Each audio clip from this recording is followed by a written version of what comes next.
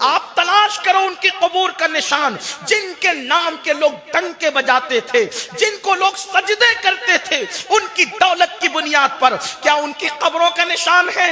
کہاں ہے فرعون کی قبر؟ کہاں ہے حامان کی قبر؟ کہاں ہے بخت نصر کی قبر؟ کہاں ہے شداد کی قبر؟ کہاں ہے یزید کی قبر؟ مجھے بتاؤ ان کی قبور کہاں ہے، جنہوں نے دولت کے نشے میں پوری دنیا میں ہنگامہ برپا کر رکھا تھا؟ اپنی سوچ کی اصلاح کر لو۔ دولت کے ہوس اور دولت کی عبادت کے اندر انسان تو خدا کو بھول نہ جانا۔ اگر دولت کسی کو عزت عطا کر سکتی تھی، اگر سواریاں کسی کو عزت عطا کر سکتی تھی، تو کہاں گئے یہ دولت والے؟ کہاں گئے یہ سواریاں والے؟ کہاں گئے یہ عزت والے؟ سب مٹ گئے۔ لیکن مجھے بتاؤ، سرکار غوث پاک کے وصال کو 9 صدیاں بیت چکی ہے، لیکن جنگل میں بھی ان کے نام سے اگر قوم کو آواز دیا جائے تو جنگل میں بھی منگل سا سما نظر آتا ہے۔ مجھے بتاؤ، حقیقی عزت وہ نہیں جس کو ہم سمجھتے ہیں، حقیقی عزت یہ ہے جو اللہ نے اپنے ولیوں کو عطا فرمائی۔ آج غریب نواز کے ڈنکے بج رہے ہیں، آج صابر پاک کے ڈنکے بج رہے ہیں، آج محبوب الہی کے ڈنکے بج رہے ہیں، آج قطب عالم اور شاہ عالم کے ڈنکے بج رہے ہیں۔ لوگ اپنے دادا کی قبر پر مہینوں نہیں جاتے، لیکن اللہ والوں کے مزارات پر بھیڑ لگی رہنے کی وجہ کیا ہے؟ کیا وجہ ہے کہ ان کے مزارات پر بھیڑ نظر آتی ہے؟ لوگ ان سے محبت کرتے نظر آتے ہیں، لوگ ان سے عشق کی حد تک محبت کرتے نظر آتے ہیں۔ اللہ اکبر، چند سکے خرچ کر کے لوگ باپ کی قبر پر نہیں جاتے، لاکھوں روپے خرچ کر کے لوگ اللہ والوں کے مزارات پہ جاتے ہیں۔ یہ عزت کیسی عزت ہے؟ ان کے نام کے ڈنکے آج بھی بج رہے ہیں۔ تو عزت کس کو ملتی ہے؟ عزت کون حاصل کرتا ہے؟ تو یاد رکھو، اللہ جس کو عزت دیتا ہے اس کو دائمی عزت نصیب ہوتی ہے۔ اللہ جس کو عزت دیتا ہے اس کو ہمیشہ کی عزت نصیب ہوتی ہے، اور اللہ جس کو مقام عطا کرتا ہے اس کو ہمیشہ کے لیے مقام ملتا ہے۔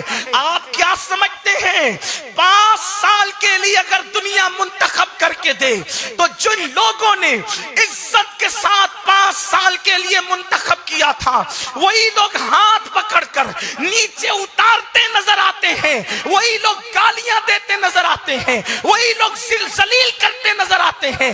لوگ عزت دیتے ہیں تو 5 سال کے لیے دیتے ہیں، اور مدینے کی سرکار سے عزت ملتی ہے تو قبر میں جا کر بھی غریب نواز پورے ملک ہندوستان پر حکومت کرتے نظر آتے ہیں۔ یہ عزت حقیقی عزت ہے۔ حکومت وقت یاد رکھے، یہاں تو کل دوسرا رہے گا۔ زمین ہندوستان کا راجا ہمارا خواجہ سدا رہے گا۔ نعرے تکبیر، نعرے رسالت، علماء اہل سنت، خواجہ کا ہندوستان، خواجہ کا ہندوستان، سادات کرام۔ لوگوں کی فانی عزت کے لیے اللہ کو ناراض نہ کرو۔ ہمیشہ کی عزت کیسے ملتی ہے؟ ہمیشہ کا وقار کیسے ملتا ہے؟ اچھا مقام کیسے ملتا ہے؟ تو اب قرآن بتا رہا ہے، قرآن بتاتا عزت کیسے ملے گی۔ عزت چاہتے ہو نا، عزت کیسے ملے گی؟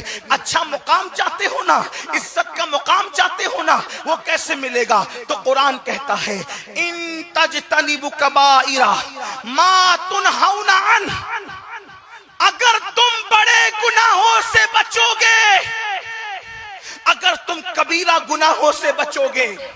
دیکھو عزت کا مقام قرآن بتا رہا ہے۔ اگر قرآن پہ ایمان لائے ہو تو عزت پانے کا طریقہ قرآن سے سیکھو۔ کسی کے ہاتھ میں عزت نہیں ہے، عزت میرے اللہ کے ہاتھ میں ہے، اور اللہ اپنے کلام میں بتا رہا ہے کہ عزت کیسے ملے گی۔ یاد رکھنا، اگر آپ کے دور میں لوگ آپ کو ذلیل کرنے پر آ جائے تو دیکھو 22,000 کا لشکر 72 کو ذلیل کرنے پر آیا تھا، اور اپنے زوم باطل میں انہوں نے ذلت کی انتہا کرنے کی کوشش کی۔ میں پوچھنا چاہتا ہوں، کیا ٹکڑے کر دینا یہ اپنے زوم میں دلیل کی ذلت کی دلیل نہیں؟ کیا بیویوں کے دوپٹے چھین لینا یہ ذلیل کرنے کی اپنے زوم باطل میں دلیل نہیں؟ اللہ اکبر، خیمے جلا دینا، بولو یہ سب اگر کسی کے ساتھ ہو تو لوگ سمجھتے ہیں کہ وہ تو ذلیل ہو گیا، گردنیں کاٹ لینا لوگ اپنے زوم میں ذلیل سمجھتے ہیں، اسی طریقے سے کپڑے اتار کر کے چھین لینا، کیا یہ زوم کے اندر ذلیل نہیں اور ذلت کی باتیں نہیں؟ مگر قربان جائیں 22,000 کا لشکر حکومت وقت کے ساتھ آواز میں آواز ملا کر ذلیل کرنے کے لیے آیا تھا، لیکن خدا نے ان کو عزت دینا چاہا تو آج ذلیل کرنے والے ذلیل ہو گئے، لیکن آج بھی نماز مکمل نہیں ہو رہی ہے جب تک کہ آل محمد پر درود نہیں پڑھا جاتا۔ جن کے ذکر کو ختم کرنے کے لیے پوری حکومتوں نے دولت کے خزانے اپنے منہ کھول دیے تھے، اور عزت کرنے والے اور تعریف کرنے والوں کی زبانیں کھینچ لی جاتی تھی۔ حیرت ہے کسی کا ذکر مٹانے کے لیے اگر حکومتیں اتنی کوشش کریں تو اس کا ذکر تو لوگ بھول جائیں، لیکن حکومتوں کے خزانے کے منہ جن کا ذکر مٹانے کے لیے کھل گئے تھے، آج بھی لوگوں کی محفلیں مکمل نہیں ہوتی جب تک کہ ان کا ذکر نہ ہو جائے، جب تک ان کا تذکرہ نہ ہو جائے۔ وجہ یہ عزت اللہ کی دی ہوئی ہے۔ اللہ کے بندو، اگر عزت حاصل کرنا ہے تو رب العزت کے ہاتھ میں عزت دینا۔ دنیا کی بازاری عزت کے لیے خدا کو ناراض کرتے ہو، دنیا کی بازاری عزت کے لیے اللہ کی نافرمانی کرتے ہو، عزت کیسے ملے گی؟ قرآن بتا رہا ہے ان تنتجبوا کبائر ما تنہون عنہ، کہ جو اجتناب کرے گا کبیرہ گناہوں سے، جو بڑے گناہوں سے بچے گا، وَنُكَفِّرْ عَنْكُمْ سَيِّئَاتِكُمْ وَنُدْخِلْكُمْ مُدْخَلًا كَرِيمًا، جو بڑے گناہوں سے بچے گا اللہ اس کے چھوٹے گناہوں کو بغیر توبہ کے معاف کر دے گا، اور اللہ اس کو عزت عطا کرے گا، اور اللہ اس کو عزت کے گھر میں داخل فرما دے گا۔